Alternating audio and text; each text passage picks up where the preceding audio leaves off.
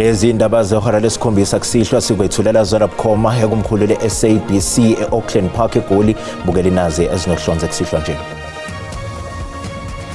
Is inconsistent with the Constitution, invalid and is set aside. Inkantolo yomthethosisekelo isinqumo ukuthi sasingahambisani nomthethosisekelo wezwe isinqumo sePhalamende sokuchitha umbiko wethimba elizimele lathola ukuthi ukhona icala umengameli wezwe Cyril Ramaphosa okufanele aziphendulele kulo mayelana nokwebiwa kwey'ndodla zemali eplazini lakhe iPhalaphala. Siyafuna kodwa-ke ukugcizelela ukuthi cha bakwethu impela la esifundeni saZulu-Natal makukhona umuntu okhona ngongekho emthethweni uhle abuyele ezweni lakhe. Members of the media Undunankulu wesifundazwe KwaZulu-Natal uThami Ntuli kanye nomkhuzi wamaphoyisa kulesa sifundazwe uLieutenant General Nhlanhla Mkhwanazi bebebamba umhlangano nezinhlangano eziqhuba umkhankaso ukukhala ngabe kufika abakuleli ngokungemthetho. We've asked people living in low-lying areas to evacuate immediately. It's really critical. Umasipala eGuga e-Eastern Cape usukhiphe abantu abangamashumi endlini ngenxa yokugcwala ngokweqile komvula eGamthuzi nokudalwe imvula ebilidliva kuleli sonto. Ukuthola kube kwembukeli ngiyakwamukela ezindabeni zehora lesikhombisa izinqqa phambili kanti futhi-ke ezihamba phambili ku-SABC 1 Mzansi for sure kanjalo-ke naku-SABC lehayi igama lami nginguDawud Phungula kanti kuza kwethu osihlolekela ngolwimi lweyimpawu sinovuyo Fihlane. Mbukeli ake singene kuzo ezihamba phambili kusihlwa nje.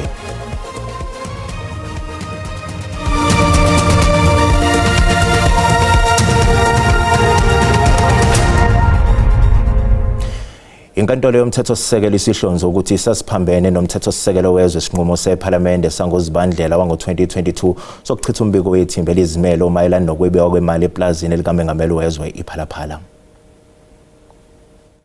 Udaba lweplazi likamengameli wezwe iPhalaphala lusekude ukuphela. Lokhu kuza njengoba inkantolo yomthethosisekelo isinqume ukuthi sabe singahambisani nomthethosisekelo wezwe. Isinqumo sePhalamende sokuchitha umbiko wethimba elizimele nelahlonza ukuthi kukhona icala umengameli wezwe Cyril Ramaphosa okufanele aziphendulele kulo. It is declared that the vote of the National Assembly taken on 30 December 2022 declining to refer the report of the independent panel to an impeachment committee as envisaged in the MA rules is inconsistent with the Constitution, invalid and is set aside. Inkantolo yomthethosisekelo inqume ukuthi umbiko wethimba elizimele kufanele udluliselwe ekomidini eliphenya ngokususwa esikhundleni kamengameli wezwe ngelithi iPhalamende lasheshe laqeda lenqubo ngaphambi kwesikhathi. It is not sufficient for the National Assembly to proceed directly from the receipt of an independent panel report to a vote and thereby suppress an impeachment motion that discloses prima facie the existence of a ground under Section 89 subsection 1. The National Assembly is required to do more than merely table, debate and vote on such a substantiated motion. Kusenjalo wonke amehlo athenjwa ePhalamende ukubona isinyathelo esilandelayo. Kanti-ke amaqembu ezombusazwe okuyiwona athatha lolu daba lifaka ezithebeni zenkantolo yomthethosisekelo i-EFF ne-ATM basamukela isinqumo sanamhlanje. Kanti-ke ihhovisi likamengameli wezwe nalo liphawulile ngesinqumo senkantolo. It's for Ramaphosa to use his conscience and resign as the president of South Africa and go and face the impeachment.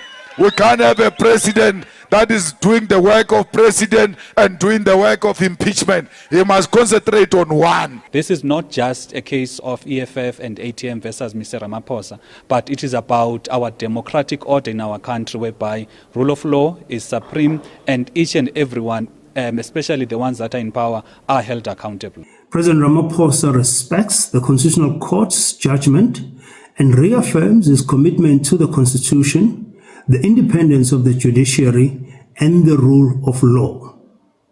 President Ramaphosa has been consistent in providing his full assistance to the various inquiries into this matter.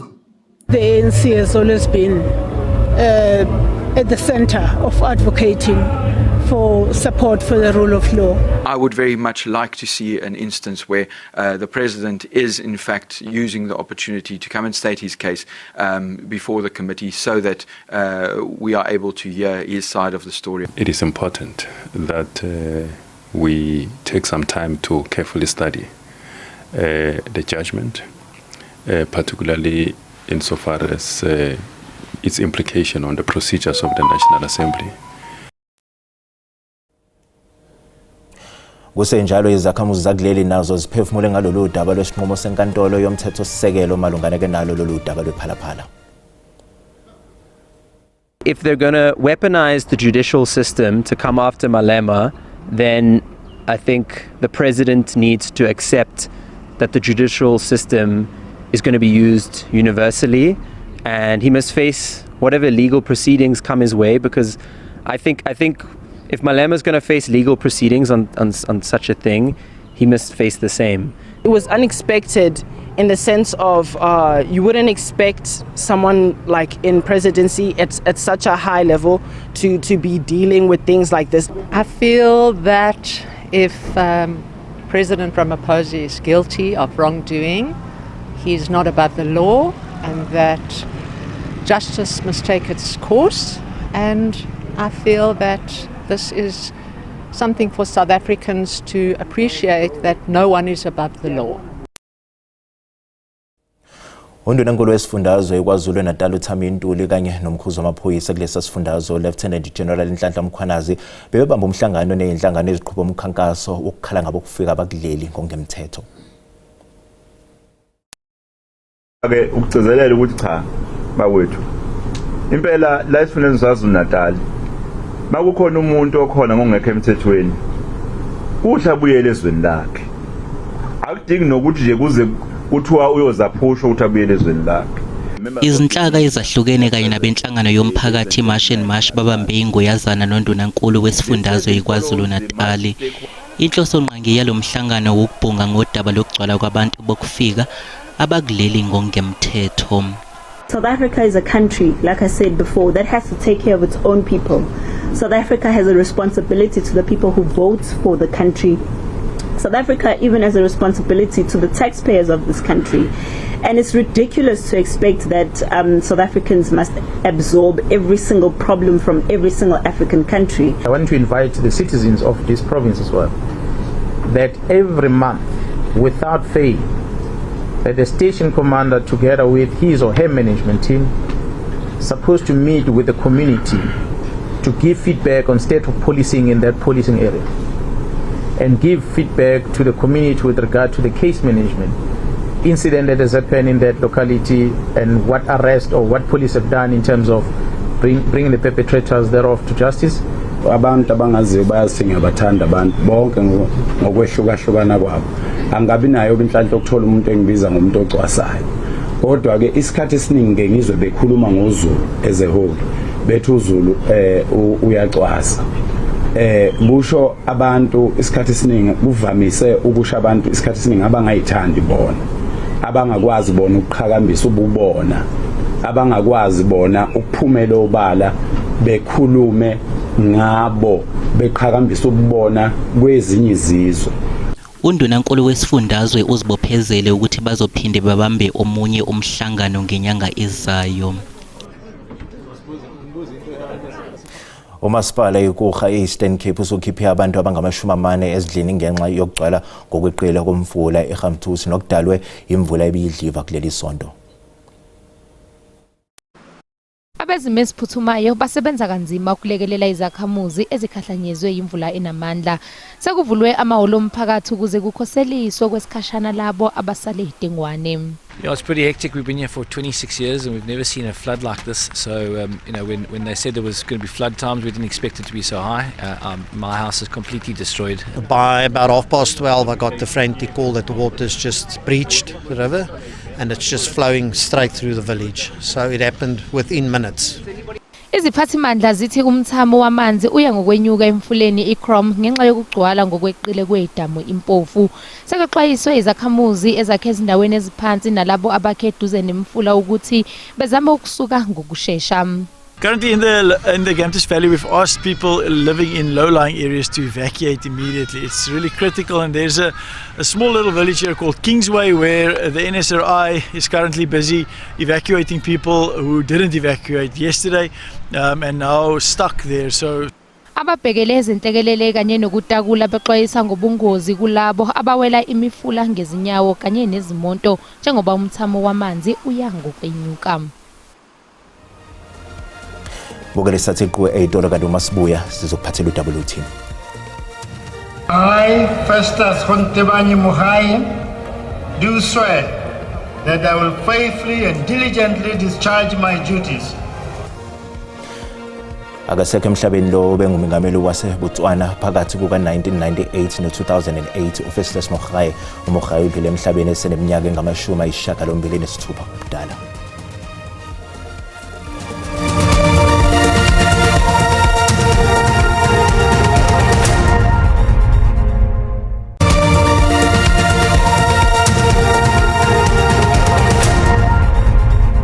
Bukela sikubingelele sikwamukela uma ngabe usanda ngena sikukhumbuza ukuthi lezi ndaba zatholakala ku YouTube na ku SABC Plus. Ngena kuzo uzicinge ngamagama athi SABC izindaba na kanjani uzosithola njalo bazo. Umkhuzi wamaphoyisa kwaZulu-Natal uLieutenant General Nhlanhla Mkhwanazi uthi amaphoyisa asezitheleni zabasolwa ababili abahlasela eThekwini ngesonto ledlule. uMkhwanazi ubekhuluma emngcwabeni wephoyisa elibulewa uKapteni uLuwinel eThekwini.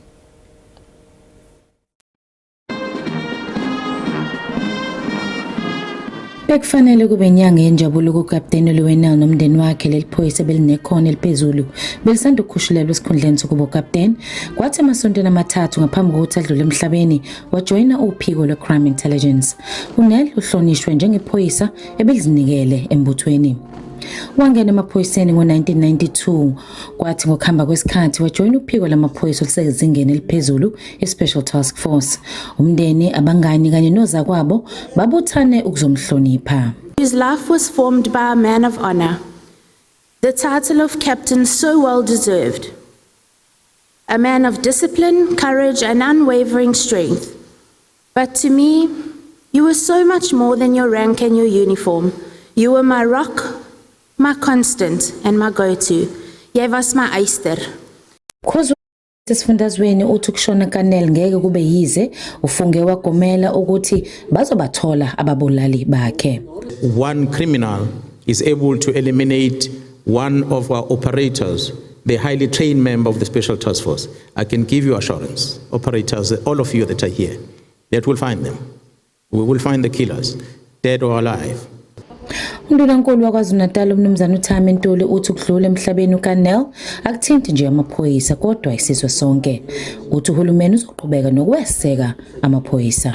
The attack on a police officer is not merely an attack on an individual. It is an attack on the rule of law itself. Captain Nel wephinda abe yilungu le-Iron Maidens Motorcycle Club. Kwizindaba ze-SABC ngu-Ayanda Mhlongo eThekwini. Isizwe saseBotswana sikhubuzelwa ifa elimnyama kulandela ukudlula emhlabeni kwayengumengameli waseBotswana uFestus Mogae. uMogae udlule emhlabeni namhlanje seneminyaka engama-86 ubudala. Festus Hontebanye Mogae, do swear that I will faithfully and diligently discharge my duties and perform my functions in the high office of President of the Republic of Botswana. uMogae bengumengameli wesithathu weBotswana elandela uSeke Tumile Masire kusukela ngo-1998 kuya ku-2008. Losomnotho kanye nosopolitiki wahola leliyalizwe ngesikhathi libhekene nesimo esinzima kwezomnotho. uMogae uzokhumbuleka njengomongameli owazama uqhamuka nezinhlelo zokufukula umnotho eBotswana ezingancikile embonini yedayimane. What we have done, for instance, when we lowered taxes, we always try to reduce bureaucracy, for instance. We have liberalized, abolished exchange controls. All these were attempts to try and attract private foreign investors. Uphinde wahola umkhankaso oqinile wokulwisana nesandulela ngculazi nengculazi uqobo nalapho athola ukuhlonishwa emhlabeni jikelele ngobuholi bakhe kwezempilo kuleli yalizwe. Some of us were leaving office. We then formed these champions for an HIV-free generation because we feared that there will come a time when those illnesses emaciated people in many funerals will no longer be remembered, which is the case now. Kwesikhathi uMogae wadlulisela izintambo zobuholi kwengumengameli uIan Khama.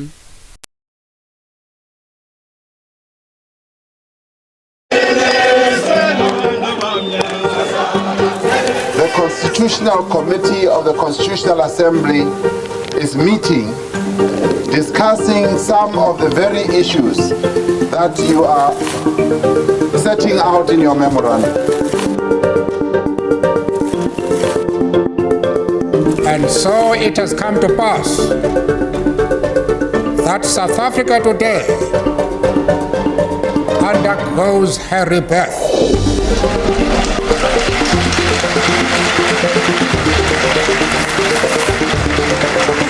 I am an African. I owe my being to the hills and the valleys, the mountains and the glades, the rivers, the deserts, the trees, the flowers, the seas, and the ever-changing seasons that define the face of our native land. My body has frozen in our frosts and in our latter day snows. It has thawed in the warmth of our sunshine and melted in the heat of the midday sun. Namuhla iNingizimu Afrika ibungaza iminyaka engama-30 sele ukuyamukela ukuchibiyelwa komthethosisekelo oyingxenye ebalulekile yokuvikelwa kwamalungelo abantu ngemuva kuka-1994.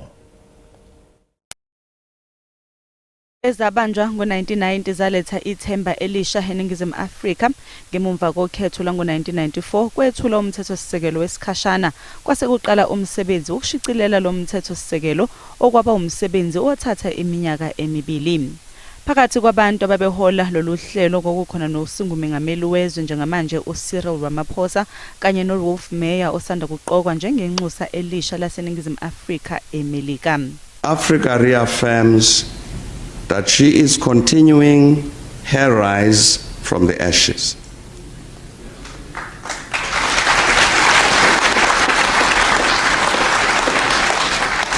Whatever the setbacks of the moment, nothing can stop us now. Whatever the difficulties, Africa shall be at peace. Namuhla ngo-1996 kwemukelwa umthethosisekelo waseNingizimu Afrika ngo-elethu. By our presence here today, we solemnly honor the pledge we made to ourselves and to the world that South Africa shall redeem herself and thereby widen the frontiers of human freedom. Ngemuva kweminyaka engama-30 umthethosisekelo wakuleli usaqhubeka nokuba yinsika yentando yabantu eNingizimu Afrika.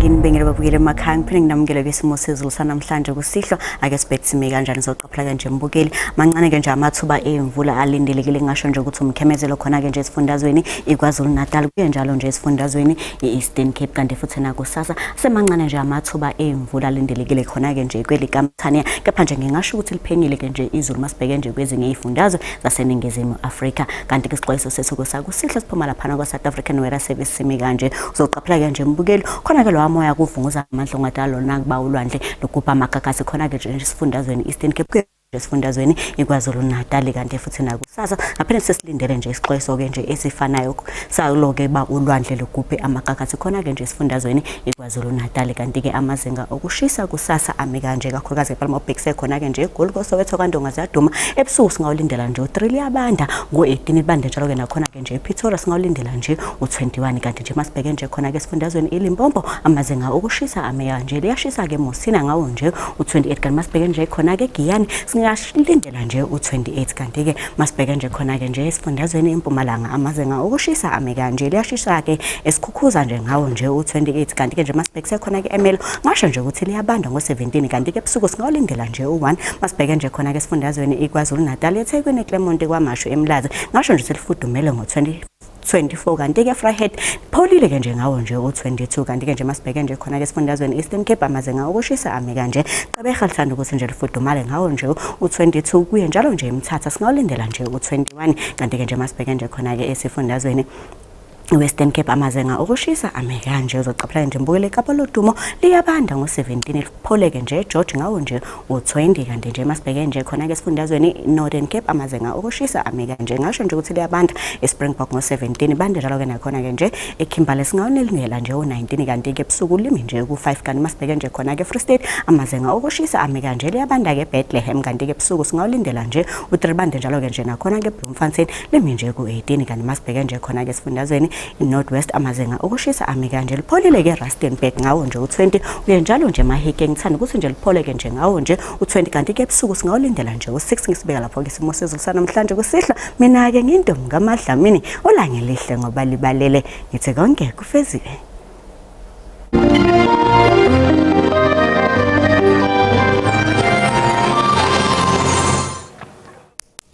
Asibonge Mantshiza mbukeli usale kahle.